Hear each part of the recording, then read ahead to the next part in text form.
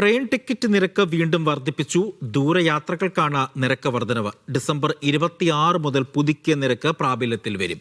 ഈ വർഷം ഇത് 2ാം തവണയാണ് നിരക്ക് വർധനവ്.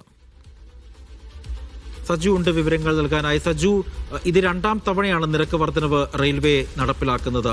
അവർ എന്തുകൊണ്ടാണ് ഈ നിരക്ക് കൂട്ടാനുള്ള ഒരു കാരണമായി പറയുന്നത്?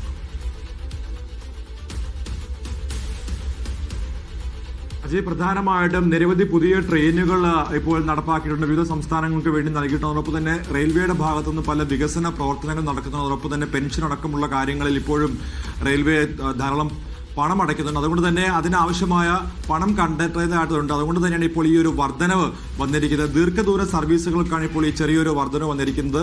215 കിലോമീറ്ററിന് മുകളിലേക്ക് പോകുന്നവർക്കാണ് ദീർഘദൂര യാത്രകൾക്ക് വേണ്ടി ഇപ്പോൾ 1 പൈസയുടെ വർധനവ് ഉണ്ടായിരിക്കുന്നത്. AC സ്ലീപ്പർ ക്ലാസ്സുകളിൽ 2 പൈസയുടെ വർധനവാണ് നിലവിൽ വന്നിരിക്കുന്നത്. ഡിസംബർ 26 മുതലാണ് ഇപ്പോഴത്തെ ഇതിപ്പോൾ പ്രാബല്യത്തിൽ വരാൻ പോകുന്നത്. ഡിസംബർ 26 മുതലാണ്. ഈ വർഷം ഇത് 2ാം തവണയാണ് നിരക്ക് വർധന ഉണ്ടായിരിക്കുന്നത്.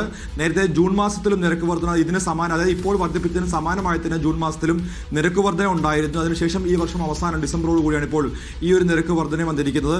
600 കോടിയിലധികം ഈ നിരക്ക് വർധനയിലൂടെ സമാഹരിക്കാനാകുമെന്നാണ് ഇപ്പോൾ റെയിൽവേ നൽകുന്ന വിശദീകരണം. അജി.